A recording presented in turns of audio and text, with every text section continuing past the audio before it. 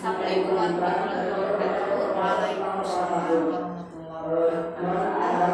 Ibu, terima kasih untuk waktunya. Kali ini saya akan mengajukan beberapa pertanyaan berkaitan dengan tugas demonstrasi kontekstual, di mana materi modul 3.1 itu yaitu tentang pengambilan keputusan sebagai seorang pemimpin berdasarkan nilai-nilai kebaikan. Baik, pertanyaan pertama, bagaimana Ibu dapat mengidentifikasi kasus-kasus yang merupakan dilema etika atau dilema? Kalau saya identifikasi untuk dilema etika, itu adalah keadaan seseorang menghadapi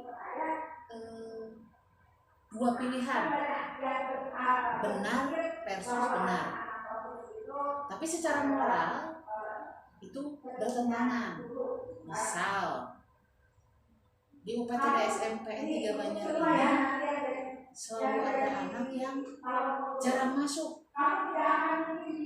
Ketika diselusuri, ternyata dampak dari ekonomi orang tua. Jadi untuk bekal pun kadang ada, kadang tidak ada.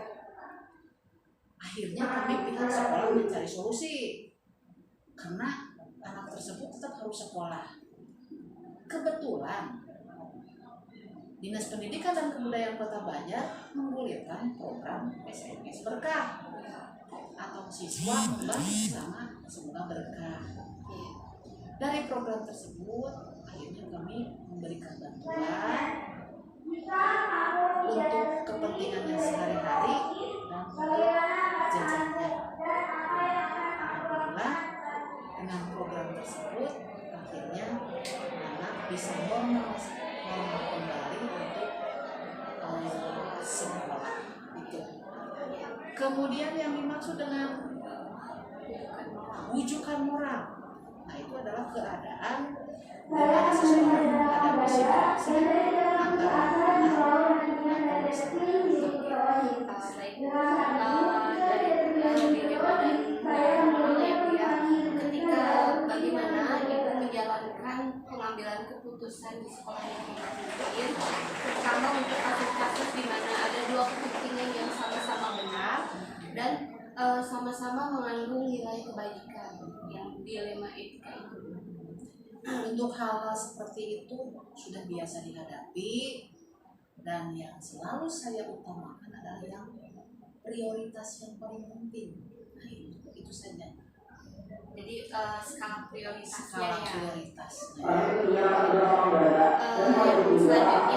langkah-langkah atau prosedur seperti apakah yang Ibu lakukan selama ini ketika dalam menghadapi permasalahan dilema etika tersebut? Pertama tentunya dicari dulu penyebab apa sih sebenarnya masalahnya. Ketika sudah ditemukan masalah pasti akan diidentifikasi. Setelah diidentifikasi kita bersama-sama cari solusi yang akhirnya ada hasil menuju perubahan ke arah yang lebih baik. Setelah langkah-langkah ya Bu ya, kira-kira hal-hal apa saja yang Ibu anggap efektif efektif dalam mengambil keputusan dalam kasus dilema etika tadi? Hal yang paling efektif, kembali lagi, skala prioritas yang paling penting berarti yang diutamakan, yang nantinya akan bermanfaat untuk orang banyak, terutama warga sekolah. Itu aja didiskusikan. Yang pertama paling dengan Wakasek dulu, orang kedua setelah kepala sekolahnya, kemudian setelah dengan Wakasek baru ke warga sekolah. Jadi kembali lagi ke yang tadi, skala prioritas dulu. Jadi ke skala prioritasnya ya, urgensinya dalam kemudian hal-hal apa saja yang selama ini menjadi tantangan ibu ketika dalam mengambil keputusan yang ibu hadapi dalam menyelesaikan kasus dilema etika. Yang namanya banyak orang pasti kan berbeda-beda. Ketika saya mengambil keputusan, kadang ada yang setuju, ada yang tidak. Makanya pertama kan didiskusikan lagi, kemudian baru ke warga sekolah. Itu jadi meskipun ujung-ujungnya kebijakan ada di kepala sekolah, intinya harus didiskusikan lagi, didiskusikan ya. Selanjutnya ya Bu ya, apa ibu memiliki jadwal tertentu ketika menyelesaikan kasus tersebut atau misalnya on the spot gitu pada saat terjadi diselesaikan pada saat itu juga? Kalau masalahnya tidak begitu fatal, tidak begitu berat, bisa langsung. Tetapi kalau memerlukan waktu yang harus didiskusikan, harus bagaimana dibuat jadwal. Jadi dibuat jadwal khusus ya Bu ya. Ada jadwal khusus. Terakhir Ibu, kalau misalnya kira-kira adakah faktor-faktor yang mempermudah Ibu ketika dalam mengambil keputusan? Banyak sekali faktor-faktornya.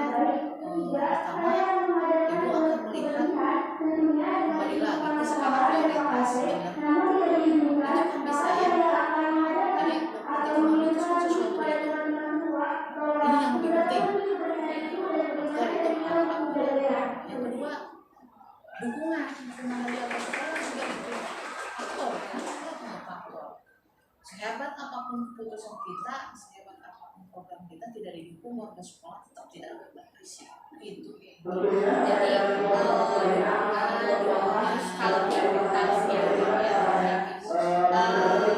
yang terakhir ini Bu, ada satu lagi dari semua hal yang tadi Bu Kajoli sampaikan, kira-kira ketika mengambil keputusan dalam dilema etika, apakah ada pelajaran yang perlu ambil gitu Ya, ada sekali.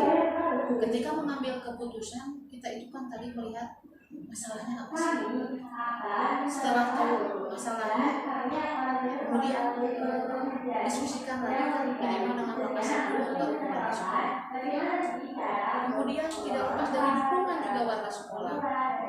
Dan keputusan yang diambil kembali lagi skala prioritas yang paling penting yang dapat bermanfaat.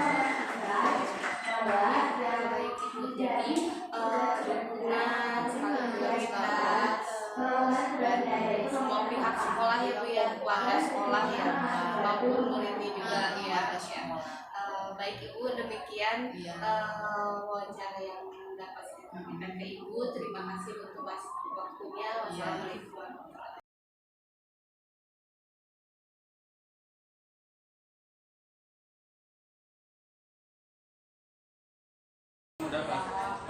Ada di sini. Oke. Assalamualaikum Bapak. Selamat siang. Saya Setia Mahestuti, calon guru penggerak angkatan 8. Saya di sini akan menanyakan salah satu tugas dari demonstrasi konseptual tentang pengambilan keputusan sebagai pemimpin dengan nilai-nilai kebajikan. Adapun pertanyaan yang pertama, selama ini bagaimana Bapak dapat mengidentifikasi kasus-kasus yang merupakan dilema etika atau bujukan Bapak? Ya. Saya sebagai ini sebagai Boleh? Nggak apa yang nanti dikasih ya? Iya. Ya, terima kasih. Saya akan menjawab pertanyaan tersebut. Sebagai seorang Wakasek, tentunya saya selama ini menghadapi berbagai macam kasus ya. Dan tentunya dari kasus tersebut saya identifikasi. Kadang saya menemukan beberapa kasus yang mana saya dihadapkan terhadap dua pilihan. Kadang dua pilihan tersebut sama-sama benar secara moral. Namun hal tersebut bertentangan. Nah, mungkin itu yang bisa dikatakan sebagai dilema etika. Sedangkan ada lagi ketika saya menghadapi suatu kasus di mana saya harus menentukan sebagai seorang Wakasek, saya harus menentukan apakah ini mengambil keputusan, apakah ini benar atau salah. Mungkin dalam kasus seperti itu bisa dikatakan itu sebagai kasus yang menunjukkan moral seperti itu. Jadi dilema etika itu kita mengambil keputusan benar dan rujukan moral itu dan benar dan salah. Selanjutnya ya Pak, bagaimana Bapak menjalankan pengambilan keputusan tersebut di sekolah, terutama untuk kasus-kasus di mana ada dua kepentingan yang sama-sama benar dan sama-sama mengandung nilai kebaikan. Ya, selama ini saya dalam menjalankan tugas saya sebagai seorang Wakasek, tentunya seperti yang tadi saya sampaikan, saya sering menemukan atau menghadapi kasus-kasus yang bisa dikatakan dilema etika ataupun rujukan moral. Tentu saya selama ini menjalankannya, yaitu pertama saya mengidentifikasi dulu bahwa permasalahan ini menghadapkan saya dan mengharuskan saya untuk mengambil suatu keputusan. Ya, tentu saya menjalankannya dengan ya saya harus benar-benar dalam mengambil keputusan itu harus mengambil keputusan yang terbaik dan tentunya untuk kepentingan sekolah dan juga tidak merugikan salah satu pihak. Baik. Jadi segala sesuatunya dipertimbangkan dengan matang ya Pak. Selanjutnya ketika kita mengambil keputusan tersebut, ada langkah-langkah khusus nggak Pak yang harus dilakukan? Oke, untuk langkah-langkahnya saya biasanya yang pertama itu mengenali dulu nilai-nilai apa yang selama ini bertentangan seperti itu, sehingga mengharuskan saya untuk dihadapkan terhadap sesuatu yang sama-sama benar gitu ya, tapi secara moral mungkin bertentangan, secara moral benar tapi bertentangan. Mungkin yang pertama saya mengenali dulu terlebih dahulu. Kemudian saya menentukan kira-kira siapa saja pihak yang harus terlibat dalam kasus tersebut, apakah ada unsur dari peserta didik ataukah dari pendidik, mungkin dari pimpinan dan sebagainya. Kemudian setelah itu mungkin saya mencari fakta-fakta yang relevan yang tentunya hal tersebut bisa menjadi bahan untuk saya untuk bisa menyelesaikan kasus tersebut ataupun dalam mengambil keputusan. Dan kemudian mungkin melakukan pengujian terhadap benar atau salah keputusan yang akan saya ambil. Baik Pak.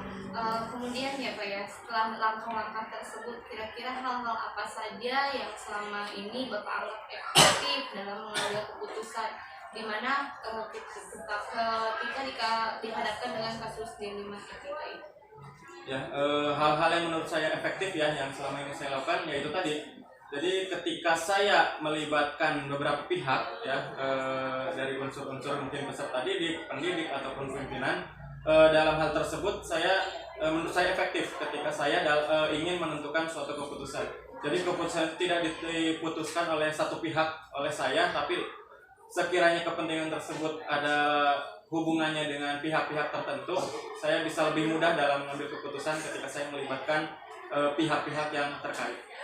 Yang paling efektif. Melibatkan semua pihak ya dalam mengambil keputusan. Kemudian hal-hal apa saja yang selama ini yang menjadi tantangan ketika kita dihadapkan dengan kasus dilema etika, tantangannya ada apa?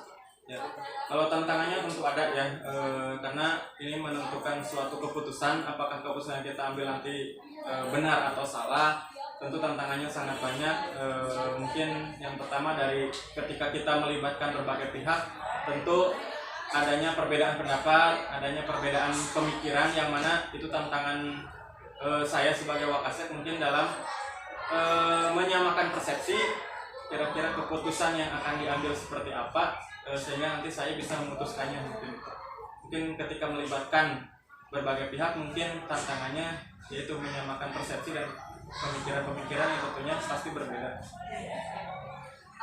Ketika penyelesaian kasus dilema etika ini, Pak, apakah ada misalnya langsung on the spot diselesaikan pada saat itu juga, atau misalnya Bapak mengagendakan waktu khusus untuk penyelesaian kasus tersebut? Ya. Kalau itu tergantung kasus yang dihadapi ya Bu ya.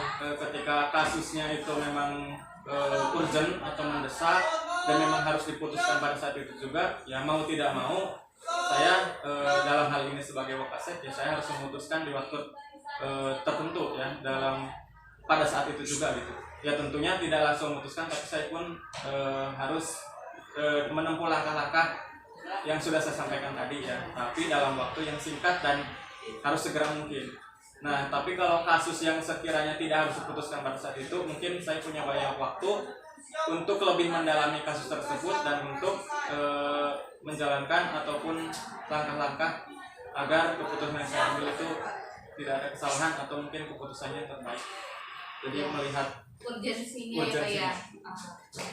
Selanjutnya ya, faktor-faktor apa saja yang selama ini mempermudah atau membantu Bapak dalam mengambil keputusan dalam kasus dilema etika ini?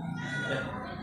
Faktor-faktor yang mendukung saya ya dalam menyelesaikan setiap kasus yang saya hadapi tentunya komunikasi ataupun bimbingan dari pimpinan tentu itu ya yang memudahkan, kemudian antar teman sejawat, rekan-rekan sesama Wakasek ataupun para pendidik, mungkin juga dengan tenaga administrasi. Selain itu juga tentunya tidak terlepas dari keterlibatan para peserta didik ya, sehingga saya dalam mengambil keputusan pun ada kaitannya dengan kepentingan para peserta didik. Kemudian yang terakhir ya Pak ya, dari yang telah Bapak sampaikan bahwa ketika kita mengambil keputusan dalam dilema etika itu melibatkan semua pihak, dari pemimpin, guru, rekan maupun dari peserta didik itu sendiri. Dari hal-hal ini dalam penyelesaian kasus dilema etika, kira-kira pembelajaran apa yang Bapak atau pengalaman apa yang Bapak dapatkan dalam menyelesaikan kasus tersebut? Setiap kasus yang saya hadapi ya, yang saya temukan tentu ini dari memberikan pembelajaran, memberikan pendewasaan bagi tentunya untuk khususnya bagi diri saya gitu ya, karena dihadapkan terhadap beberapa pilihan itu memang memunculkan ide, memunculkan pemikiran yang kritis bagi kita untuk memutuskan sesuatu mana yang benar-benar terbaik